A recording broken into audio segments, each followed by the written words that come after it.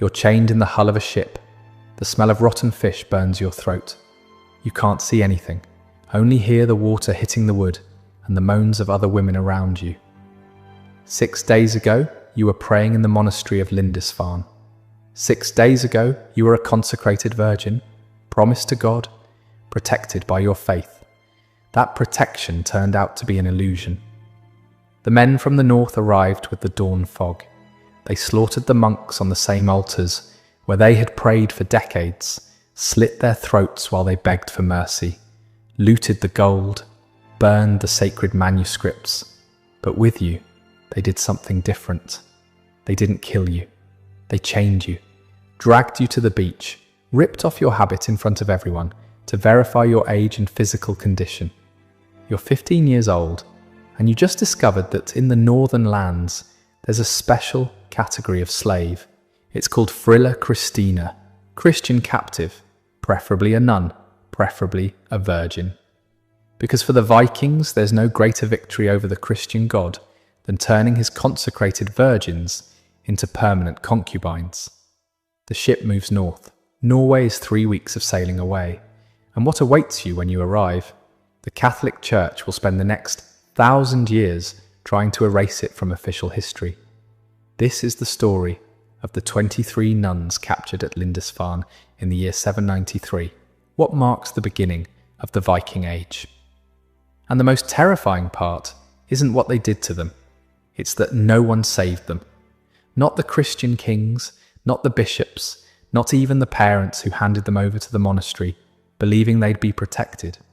Everyone knew what the Vikings did with captives. And everyone stayed silent. If this story grips you, drop a like and subscribe. It takes a second and helps us keep unearthing the voices the world chose to silence. But before you understand what the Vikings did to these women, you need to understand what they lost that morning. June 8th, 793 AD, dawn. The island of Lindisfarne sits off the coast of Northumbria, England. It's one of the holiest sites in all of Christendom, home to the relics of St. Cuthbert, a place where monks have prayed and copied sacred texts for over 150 years. The monastery houses 47 monks, 23 nuns, and treasures accumulated over generations.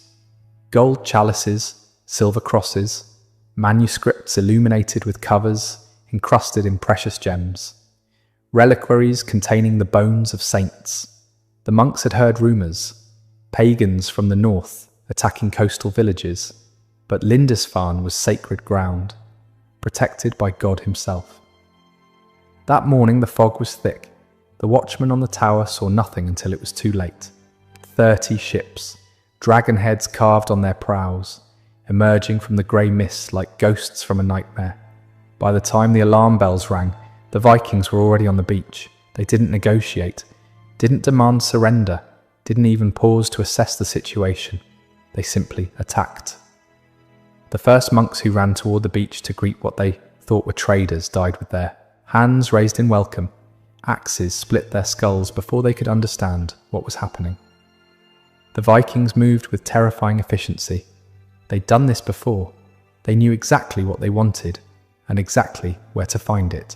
Some headed for the church, others for the treasury, others for the dormitories. The monks who tried to resist were cut down instantly. The monks who tried to flee were hunted through the cloisters. The monks who hid were dragged from their hiding places and executed in the courtyard. Father Aldwin the abbot was found kneeling before the altar, praying. They decapitated him where he knelt. His blood splashed across the same stones where he'd celebrated Mass for 30 years. The whole attack lasted less than 4 hours. By noon, Lindisfarne was silent. 47 monks, dead, every single one. But the 23 nuns, they were still alive, and that's when their nightmare truly began. The Vikings didn't take women randomly. They had a system. To understand why they captured nuns specifically, you need to understand Scandinavian social structure in the 8th century.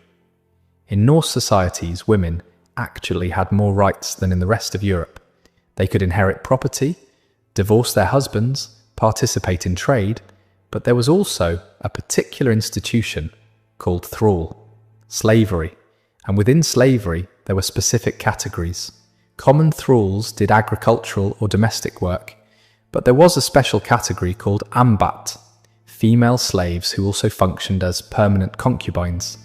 And within that category, the most valued were frilla Christina, Christian slaves, especially nuns. The reason was twofold. First, religious humiliation. The Vikings, devoted pagans who worshipped Odin and Thor, found special satisfaction in profaning what Christians considered most sacred. A nun had taken vows of eternal chastity. She had promised her virginity to Christ. Claiming her as property was the supreme insult to the Christian God, a demonstration that Norse gods were more powerful. Second, practical economics. Nuns were educated women, rare in that era. They could read and write in Latin, some in Greek. They knew medicinal herbs, sophisticated weaving techniques, basic accounting. As slaves, they had multiple uses: domestic, reproductive, intellectual. So on that beach at Lindisfarne, while smoke rose from the burning monastery, the Vikings began their selection. They stripped the nuns naked, examined them like livestock at market, checked teeth, inspected skin for diseases, estimated ages. Abbess Elfrida, 52 years old, was deemed too old to be useful. Her throat was cut on the spot. Her blood soaked into the same sand where her sisters knelt, watching. The remaining 22 women were sorted. The youngest and most attractive, approximately 8 of them, were designated for a ritual the Vikings called blodband, blood marriage. The older or less attractive ones were assigned as common ambat, domestic slaves with other obligations. 1. Novice, a girl named Hilda, according to a fragmented 9th century manuscript, was only 15 years old. She would become one of the 8 chosen for blood marriage. None of them understood what that meant. They would learn. The 3-week voyage to Norway wasn't just transportation, it was psychological warfare. The Vikings didn't touch the nuns immediately after capturing them. Not on the ships, at least not the ones destined for blood marriage. They kept them chained in the cargo holds, dark, humid spaces that smelled of rotten fish and salt water. They fed them scraps, mouldy bread, dried fish so salty it burned the throat. They forced them to urinate and defecate where they sat. No privacy, no cleaning. It was systematic depersonalization, a process to break the identity they'd built over years of monastic life. The warriors visited them regularly, not to violate them, not yet, to humiliate them in other ways. They forced them to pronounce blasphemies against Christ, cut their hair, which the nuns kept long under their veils as a symbol of consecrated femininity, and threw it into the sea, made them drink strong beer until they vomited, breaking their vows of sobriety. They forced them to witness pagan sacrifices, where Vikings slaughtered animals and sprinkled the blood over wooden idols carved to represent Thor and Freya.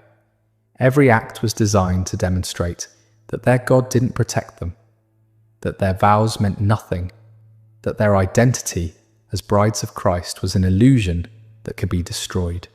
Modern psychologists have a term for this: learned helplessness. In the 1960s, researcher Martin Seligman discovered that when subjects learned nothing they could change their situation, they stopped trying. They surrendered. Not from weakness, but because their brains were trying to protect them from madness. First you fight. Then you realize fighting doesn't work. Then you stop fighting. Then you stop feeling. The nuns in those shipholds were being systematically broken. Not through violence, not yet, but through degradation, isolation and uncertainty that never ended. By the time they reached Norway, most had already surrendered inside. That was the point. What you're about to see is so disturbing that the Catholic Church spent centuries destroying every document that mentioned it. Subscribe. Because Crown and Dagger doesn't hide from history's darkest chapters. When the ships finally reached the Norwegian coast, probably some fjord near the Hordaland region, the next phase of the system began. The nuns were unloaded and taken to what the Norse called thralahus, slave houses, wooden structures where captives were processed before final distribution. There they were washed for the first time in weeks, not out of compassion, because Vikings valued basic cleanliness in their property.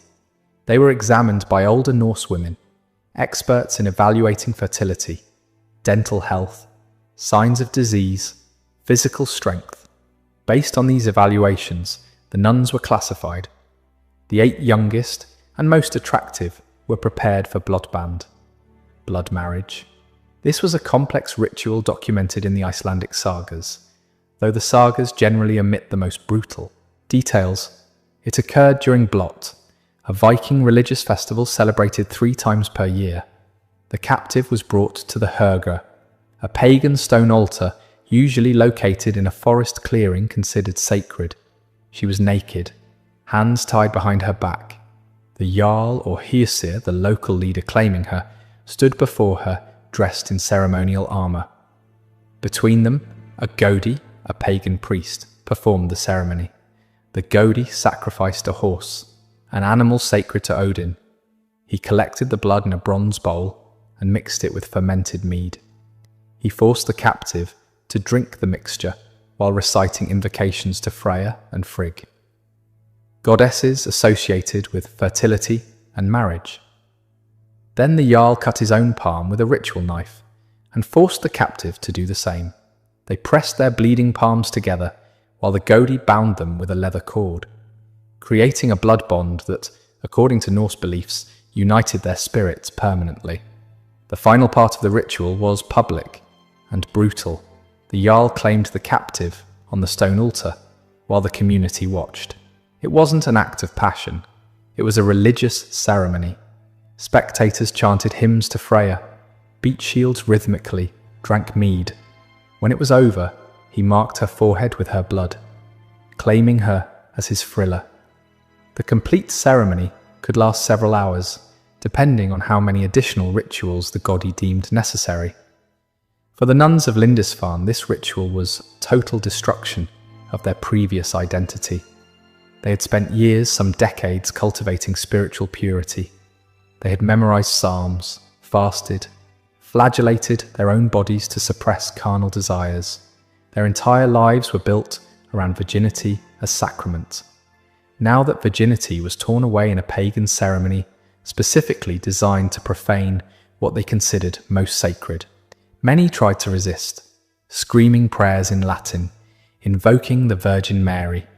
But the Vikings interpreted that resistance as evidence the ritual was working, that they were breaking the power of the Christian God over these women. After the blood marriage, the life of a Frilla Christina followed established patterns. She lived in her master's house, generally in a separate room from the legitimate wife, but within the same family complex. She belonged to him completely, available whenever he desired, without the right to refuse. But she also had domestic obligations, weaving, cooking, caring for children, working in the gardens. The nuns, with their literacy skills, were frequently assigned additional tasks, keeping trade records, teaching the family's children, preparing herbal medicines, pregnancy,